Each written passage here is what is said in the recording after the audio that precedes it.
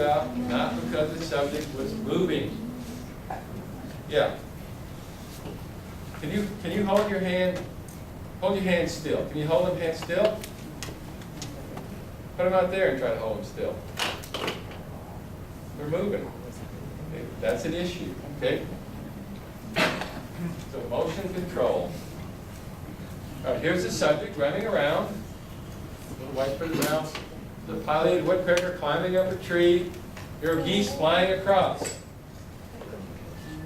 To control the motion of the subject, you have to use and understand what control on your camera. Shutter speed. If you put it on automatic, the camera go, I don't know, go pick something in the middle, right? Shutter speed. The faster the shutter speed, the more likely you are to stop the subject from moving, and the more likely you are to stop your movement from happening. If you're holding a camera out here and you're holding it at a 30th of a second, I guarantee you, you cannot hold it steady. And anybody ever look at what those, you know? Sue was trying to do it last night. You couldn't do it. And Sue's been doing this for 35 years of experience. She could not do it. You can't do it either. Should you keep it then at the faster speed most of the time? No. Well, I mean, then you've taken a lot of your options and said, well, I'm not doing those. So it's a building process. Okay, so if you want to maximize shutter speed, you know, here's your dial. Shutter priority. So I can't hold it at a 30th of a second.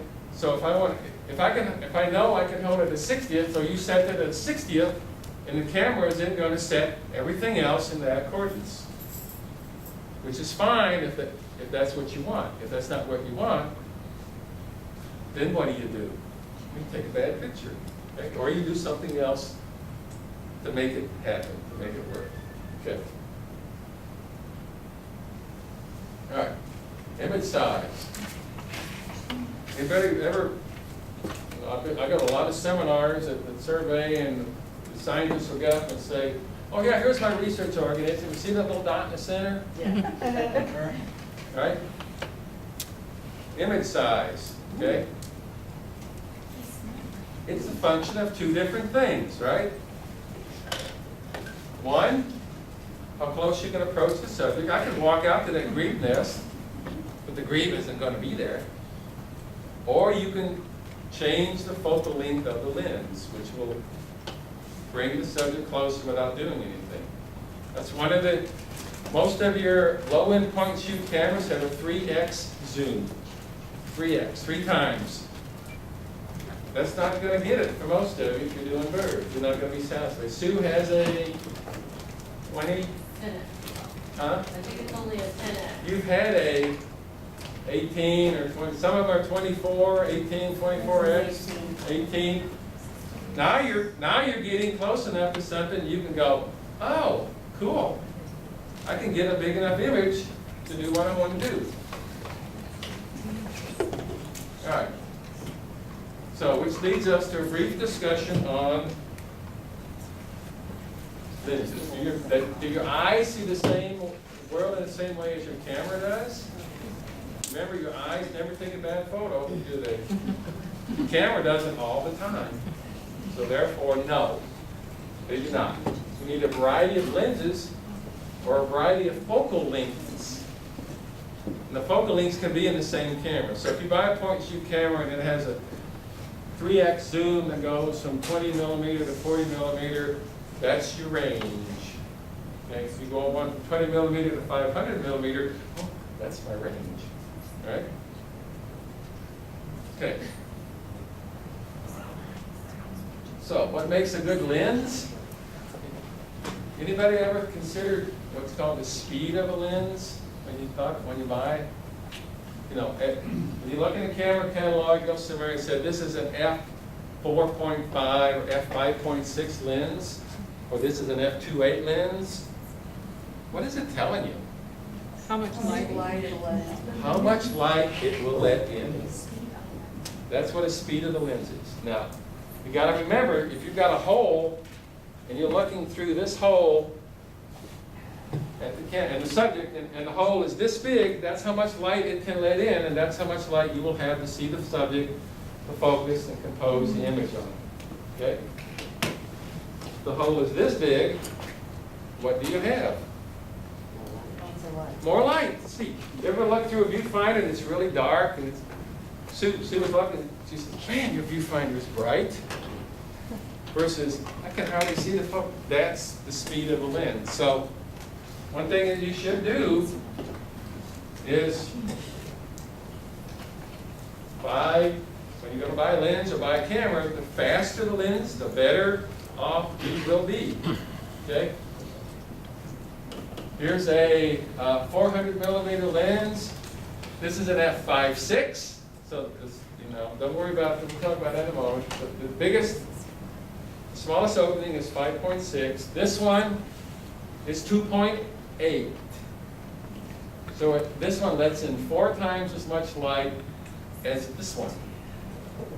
Which means this lens is much, much brighter than this one. Okay? They're both fine lenses. Optically, they're exactly the same. What's the difference between the two? 2 things. The price. Price. And weight. Okay? So you want to come up and get the 80 out and the 100, please? I tried it and I Price and weight. Most of you are not willing to carry fast lenses because they're so darn heavy. Now when you point and shoots, it'll say most of them go down to 3.5 or something like that. That's fine. But as the focal length gets longer, the aperture gets smaller. Okay? Is that what the f-stop means? Yeah. We'll get there. All right. Well, the other thing you have to remember about lenses is we'll come back to this, the longer the focal length of the lens, the less depth of field you get for each f-stop. Don't worry about that for right now. So you got wide angle to telephoto. Image size gets bigger, obviously. The depth of field gets less. We'll come back to that in a few minutes. All right. What does your lens see? If you got the lens set on 50 millimeters, it's seeing exactly what your eye sees, 46 degrees. In the old days, you used to get, when you bought a camera, it came with a 50 millimeter lens, because when you looked through it, what did you see? You saw what your eye saw. Now they all come with zoom lenses.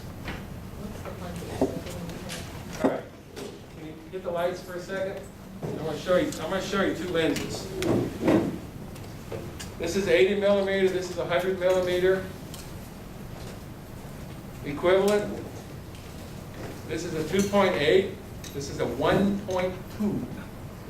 Okay, what's the difference? I got a volunteer. Don't drop them. Okay, this weighs twice as much, right? This one is $400, this one is $1,800. You pay, and this one carrying this all day in the field? Not true. And this is a little one. Can you imagine a big one? That's what I want to see. Can I just shove this in my bag? Like if you go out. We'll do that. We'll get there.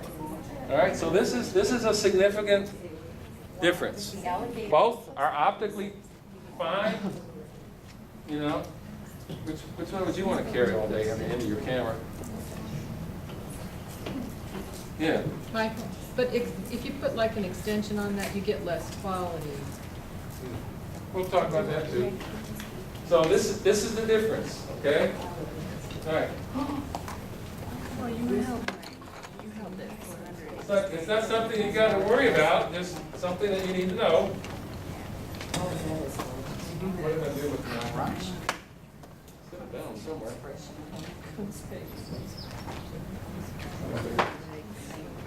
Okay. Okay, we can turn the lights back now again. Sorry. So, this is the tip of the lens, and you're not going to be able to get close to things, but it doesn't mean you can't take decent photos with it. You just got to use the composition. You use your, do what you want to do. It sees what your eye sees, and it's what you see every day, all day with your eyes, so it's all right. A wide-angle lens takes everything. You don't have to move, and it pushes it away from you. Okay? You don't have to move, and it does it optically. So, this bush was about 6 inches in front of the lens, and this top of the mountain was a mile away. But it simply took everything and pushed it away. And you remember that little thing, everything from here to here. I was in the car, this bison was about 6 feet away, and so you want to get everything, so you take everything and just push it back. That's a wide angle. And your zoom point zoom moves the subject further away optically. Optically. Telephoto lens does the exact opposite. It brings the subject closer to you. This bald eagle was half a mile away. You don't want to be too close to the bison, so you want to bring the subject closer to you. Okay? Golden eagle, yeah. When I say bald. Okay. This is the glamour lenses. Everybody likes these big long telephotos, and they're cool. They're not easy to use. Okay? All right, brings the subject closer. And then there's macro. That allows you to physically approach the subject. It doesn't bring the subject closer to you. It allows you to physically. Anybody have binoculars that if the bird is 8 feet away, it doesn't focus on it? Okay. Your lenses are the same way.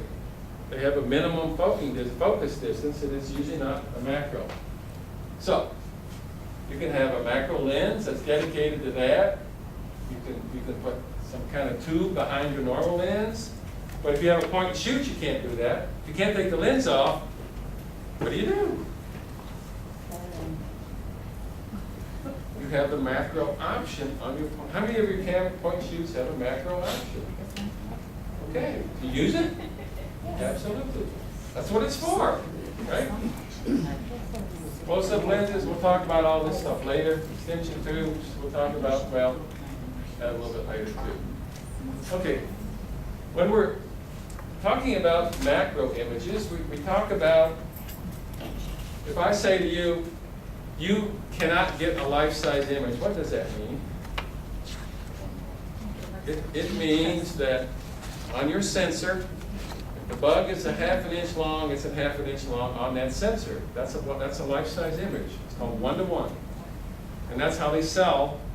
All of your point and shoots have a macro option, and that will be not 1:1.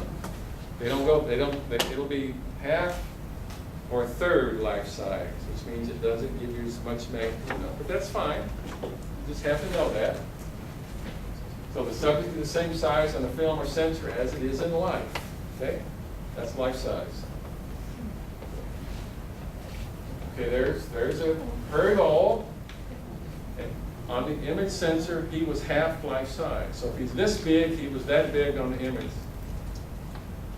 Okay? Now, in fact, when I'm projecting it, is different than that's not what was. Okay, this prairie cicada was a third life size. So most of your point and shoot cameras would have taken the image. Some of your point and shoot cameras might have taken that image. Okay?